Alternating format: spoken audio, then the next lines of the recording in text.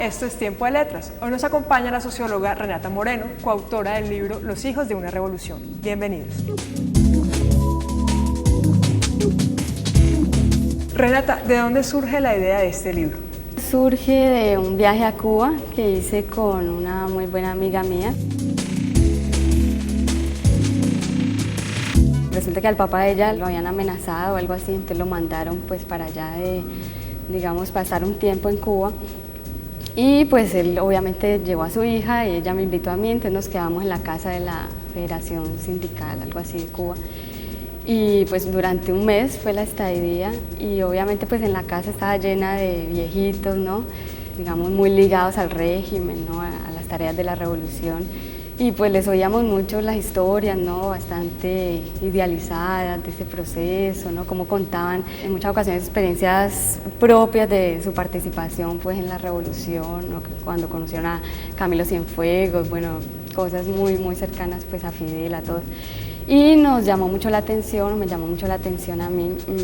Luego que salíamos a la calle, ya conocíamos ya personas jóvenes, ¿no? Muchachos, muchachas, y las visiones pues tan diferentes que tenían, tan diferentes a las que habíamos oído de estos señores que nos hablaban allí en ese espacio. Entonces me pareció muy interesante que como con esa duda, ¿no? Cómo habían sobre un mismo proceso, sobre una misma historia, posiciones tan diferentes, ¿no? Formas de ver esa realidad tan diferente y que claramente tenían un sesgo generacional, ¿no? Porque era una generación con un discurso, digamos, y otra generación con un discurso totalmente diferente sobre la revolución, un poco más desilusionados, críticos.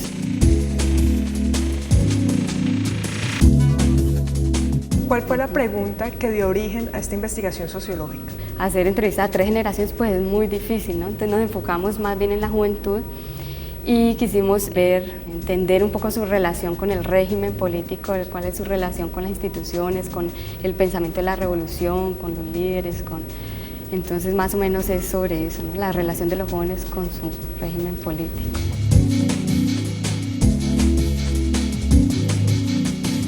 ¿Cómo se dio inicio a la investigación? La investigación realmente es nuestra tesis de pregrado, ¿sí? De Erika y mía. Yo propuse el tema, ¿no? A Erika le pareció interesante, ya estaba también en la búsqueda, ¿no? De su tema para la tesis y pues como nos llevábamos bien, muy buenas amigas y le interesó también el tema, decidimos pues viajar juntas. Nos fuimos sin visa de investigación, nos fuimos como turistas porque desde acá descubrimos que ese tema, el tema de la juventud, es un tema censurado en Cuba, es decir, no pueden ir investigadores porque sí a preguntarle a los jóvenes qué piensan de la revolución, eso no está permitido, sino que antes hay que establecer una serie de contactos, una serie de permisos que no nos lo iban a dar. Entonces ya llegando allá establecimos un contacto con una persona del Ministerio de Educación que nos hizo el contacto, un profesor de acá, Álvaro Guzmán, y él nos ayudó un poco, digamos, a poder realizar esto porque de lo contrario podíamos ser deportadas en cualquier momento si nos veían realizando esas labores.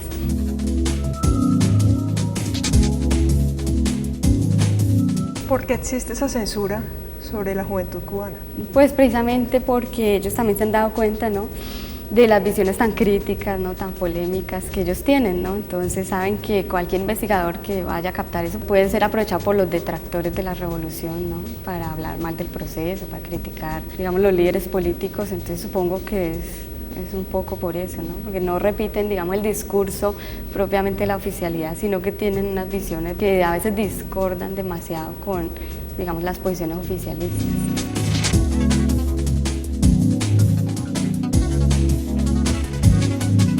Bueno, de acuerdo con esto, entonces, ¿cómo es la relación de la juventud cubana con las políticas estatales?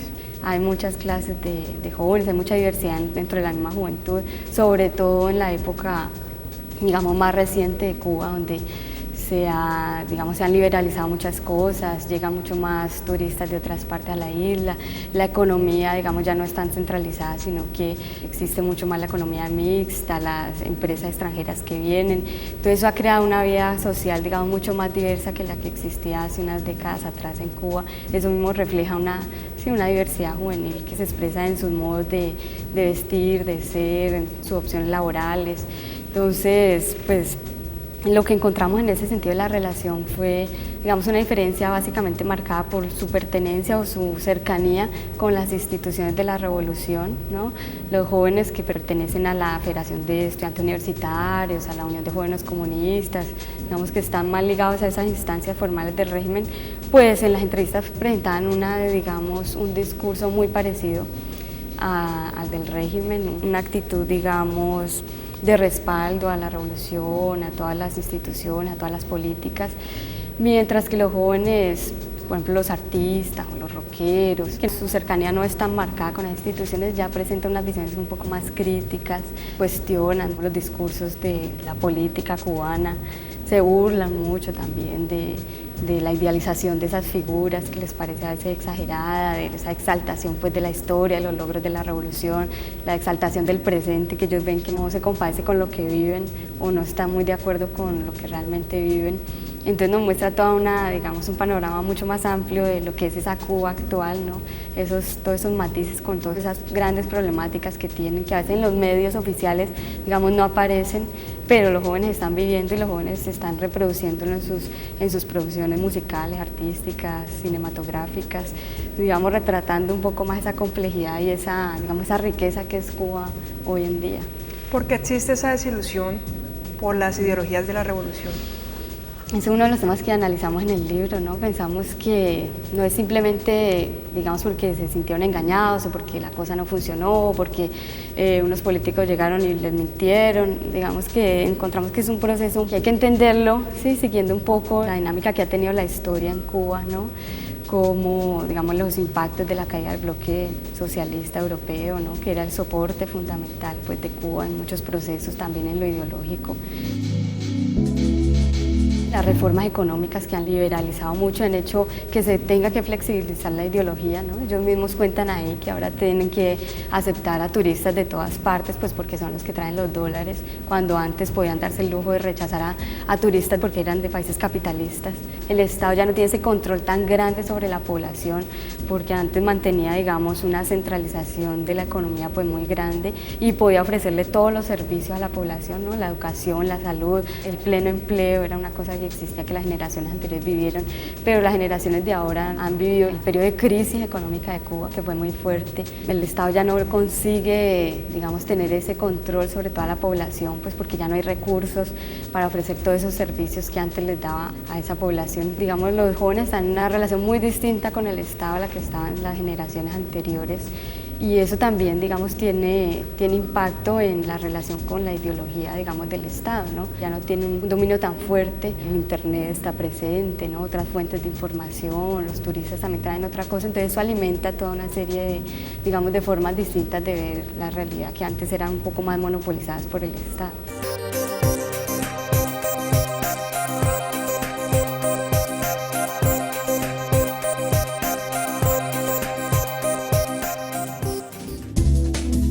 El infierno de los otros. Autor Javier Zamudio. El dolor, el amor, la muerte, la guerra, el miedo, la ambición, la desesperanza o la esperanza son dramas sociales que vivimos cada uno desde nuestro propio universo, en nuestro propio cielo o nuestro propio infierno.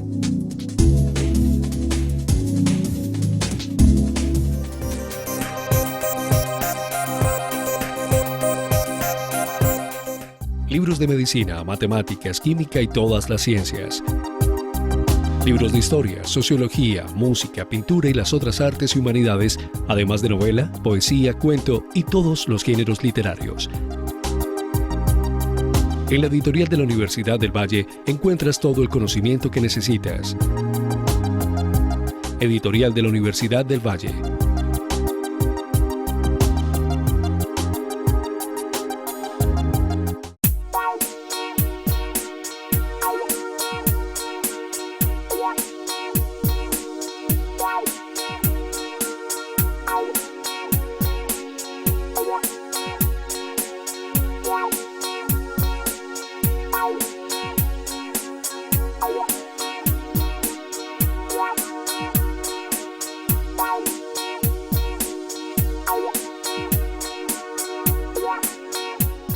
Libros de medicina, matemáticas, química y todas las ciencias. Libros de historia, sociología, música, pintura y las otras artes y humanidades, además de novela, poesía, cuento y todos los géneros literarios. En la editorial de la Universidad del Valle encuentras todo el conocimiento que necesitas. Editorial de la Universidad del Valle.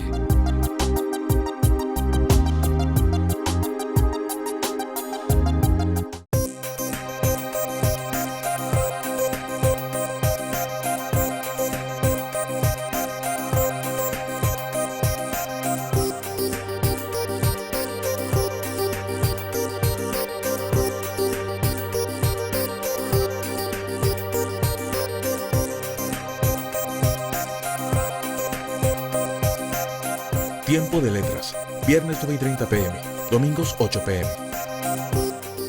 Las mejores publicaciones están en un solo lugar y al alcance de solo un clic. La librería de la U.com le ofrece más de 14.000 títulos de 70 editoriales. Reciba en cualquier lugar el libro que necesite, cuando usted lo necesite. La librería de la U.com. Libros de medicina, matemáticas, química y todas las ciencias. Libros de historia, sociología, música, pintura y las otras artes y humanidades, además de novela, poesía, cuento y todos los géneros literarios. En la editorial de la Universidad del Valle encuentras todo el conocimiento que necesitas. Editorial de la Universidad del Valle.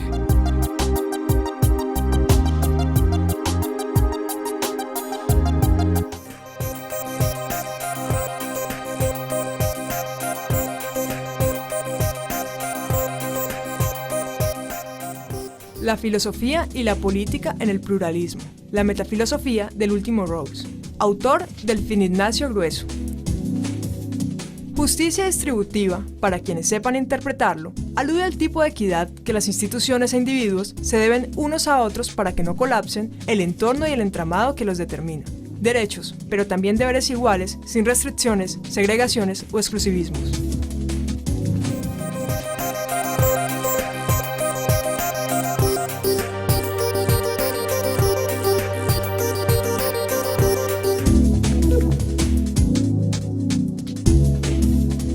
¿A qué público va dirigido este libro? Pues yo creo que todo el que se interese por el tema del cambio social, de las utopías, ¿sí? De cómo cambiar el mundo, ¿no? La sociedad, que fue el interés, digamos, de la revolución o el sueño que alimentó la revolución, ¿no? Poder ser todos iguales, poder despojarnos del egoísmo, de hacer cosas juntos, mejores para todos.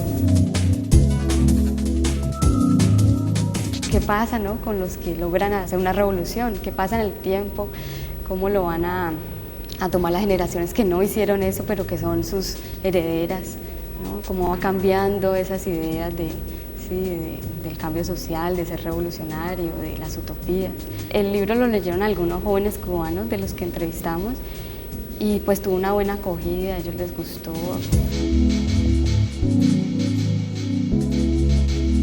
¿Cómo ven los jóvenes cubanos el presente y el futuro de su país? Bueno, eso también es uno de los puntos que tratamos en el libro, porque digamos que sí, cuando triunfa la revolución, la fe en ese futuro luminoso, en ese futuro, digamos, ideal que se estaba construyendo era una cosa muy fuerte, ¿no? Y que, digamos, que marcaba mucho el sentimiento que tenían las personas y cómo se ubicaban como actores sociales y su forma de evaluar, pues, la revolución. Ahora ellos, digamos, con todos los procesos que ha habido Cuba, pues que han sido obviamente procesos no planeados, ellos no planearon que el bloque socialista se iba a caer, no planearon que iban a liberalizar la economía a tal punto que lo hicieron, no planearon tantas crisis económicas que han vivido. Entonces, asimismo, encontramos que los jóvenes, a diferencia de las generaciones anteriores que creían en ese futuro luminoso, por el contrario, el futuro es para ellos, digamos, un campo en construcción, una fuente de incertidumbres total, una gran pregunta abierta, ¿no? Ellos no tienen ni idea qué va a pasar con el futuro, ya no están presentes esas grandes narrativas que ayudaban a entender el pasado, a mirar el presente y a leer el futuro, cómo sería, esas grandes narrativas pues, del socialismo, ¿no? de la teoría del comunismo, de que hablaban del hombre nuevo, ¿no? De que la historia pues, era una cosa científica, ¿no? Que se iba a dar por unas etapas. Eso obviamente pues con todos los cambios que han vivido, ¿no? Con todas las frustraciones que han tenido, con todas las sorpresas que les ha traído pues también la misma historia, ellos ya no creen tanto en ese futuro luminoso. De hecho están un poco en contra de ese sacrificio que les sigue pidiendo la revolución, ¿sí? Como individuos, ese llamado, digamos, cotidiano a las tareas de la revolución para construir ese futuro ideal. Ellos ya no creen tanto que va a llegar, ¿no?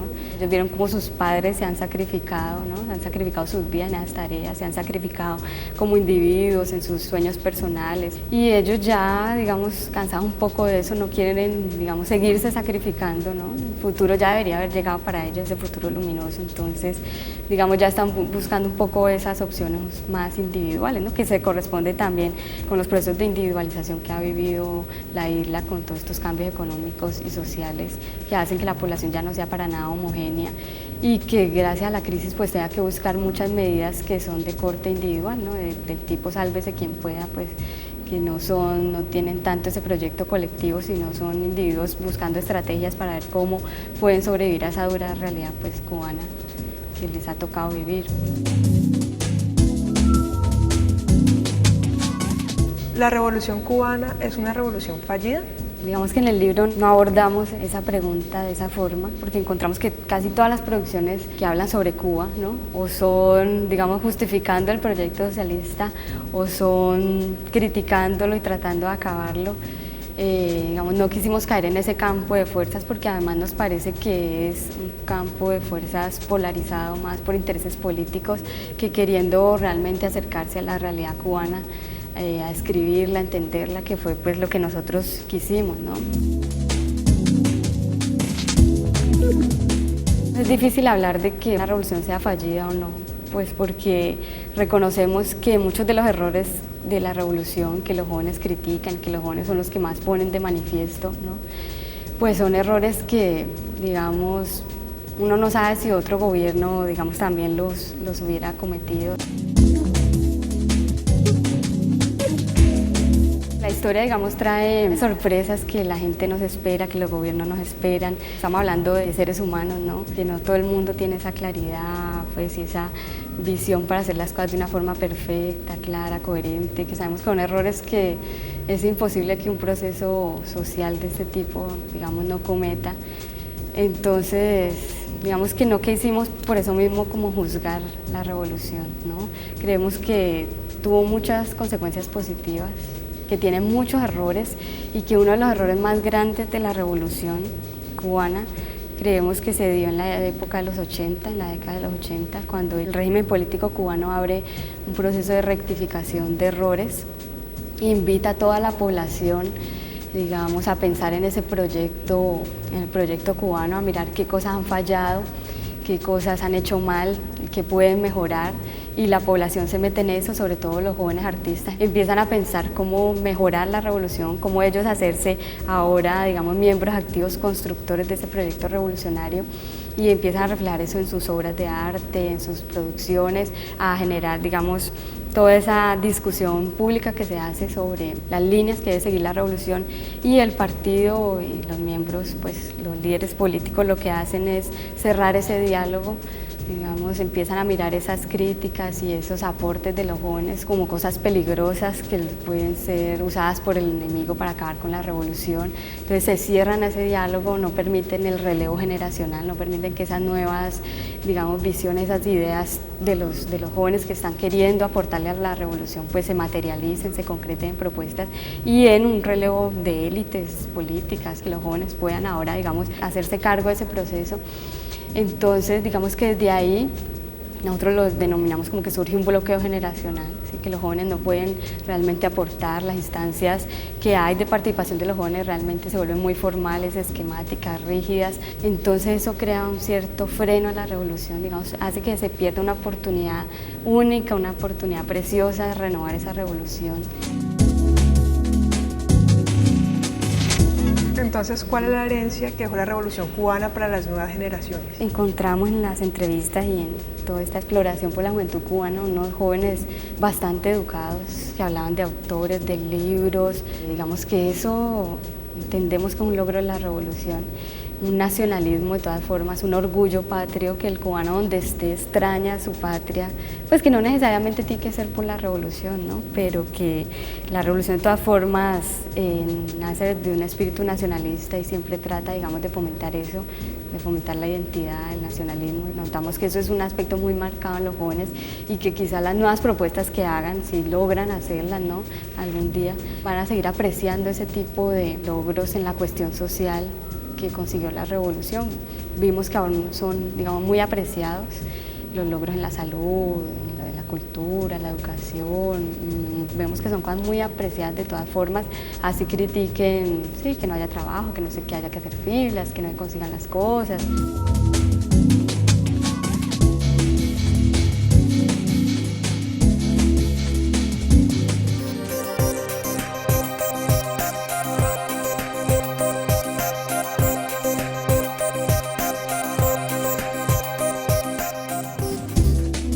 Obras completas Jorge Isaacs. Edición crítica María Teresa Cristina.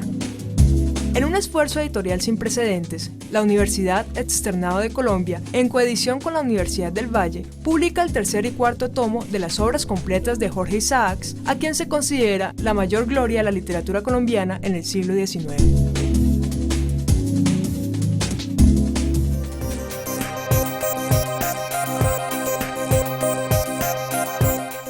Libros de medicina, matemáticas, química y todas las ciencias. Libros de historia, sociología, música, pintura y las otras artes y humanidades, además de novela, poesía, cuento y todos los géneros literarios. En la editorial de la Universidad del Valle encuentras todo el conocimiento que necesitas. Editorial de la Universidad del Valle.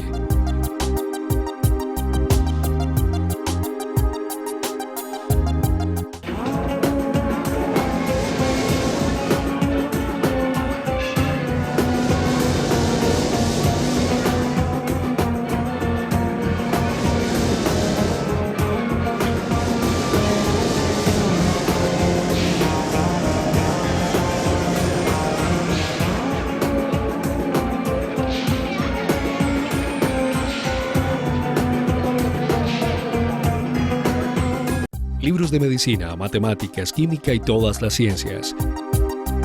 Libros de historia, sociología, música, pintura y las otras artes y humanidades, además de novela, poesía, cuento y todos los géneros literarios. En la editorial de la Universidad del Valle encuentras todo el conocimiento que necesitas. Editorial de la Universidad del Valle.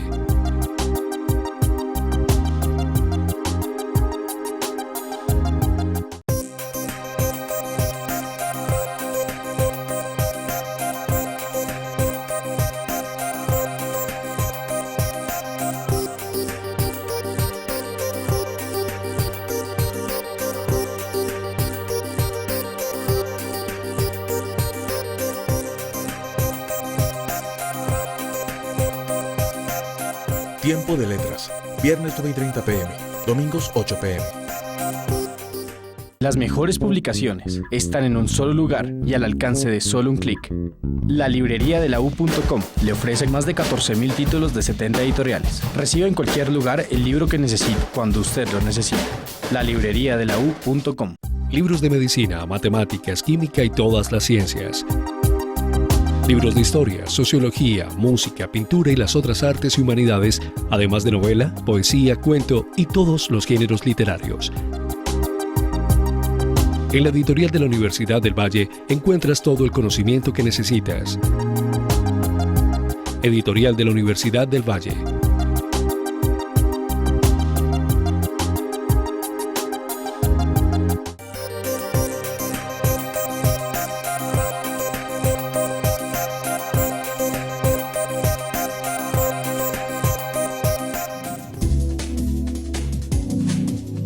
La guerra en todas partes. Autor Jaime Restrepo Cuartas. La guerra en todas partes narra la historia de un estudiante de cirugía que, después de toparse varias veces con la invocación de Tulio Bayer, decide investigar la vida de este médico, convertido en leyenda por su participación en las guerrillas del llano.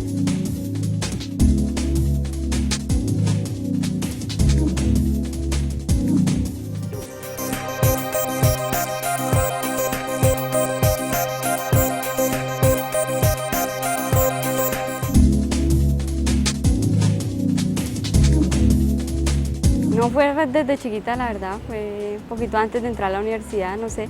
Vi el nombre de esa carrera que lo tenía una gente que se llama Gloria Cuartas y decía socióloga, y sin saber qué era, no sé, supe que eso era lo que me gustaba y me imaginé como que era, y justo cuando entré las materias que daban eran justo lo que quería leer, sobre lo que quería pensar, sobre lo que quería, sí, no sé, interés por entender, ¿no? Por qué las cosas son como son, la sociedad, cómo se podría mejorar.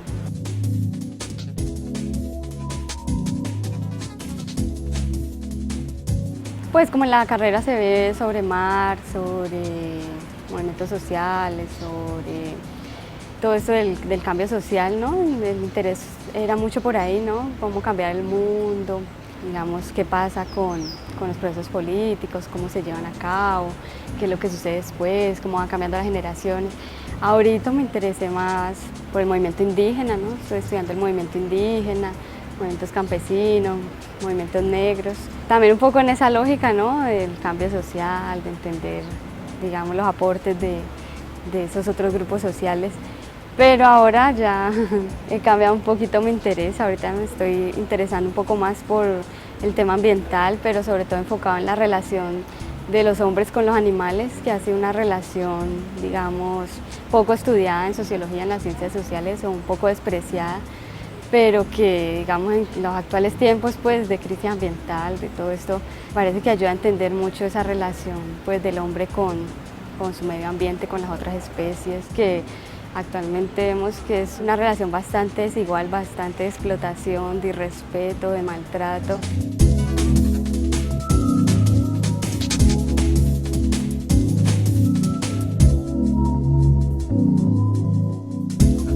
Hice mi maestría en estudios comparados sobre las Américas en la Universidad de Brasilia. Es una maestría interdisciplinar donde vimos ciencia política, antropología y sociología. Y ahí fue que toqué el tema de la resistencia civil, de la resistencia frente al conflicto armado de los grupos indígenas y los grupos campesinos.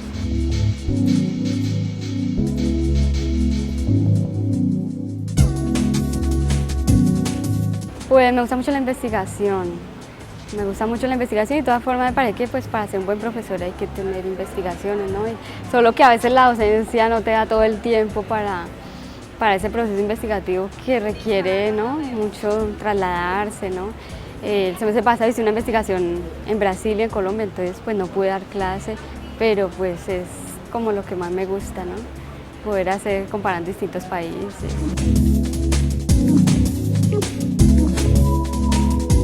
Es importante precisamente para aportar, digamos, elementos de análisis crítico, ¿no? Elementos de una mirada un poco más sosegada sobre los problemas actuales, un poco más mirando, ¿no? los procesos históricos, digamos, mirando sistemáticamente qué es lo que sucede y poder dar, digamos, opiniones al respecto. Parece que es importante pues, porque el sociólogo tiene la capacidad de criticar, sabe que es distinto su posición como político a su posición como científico social.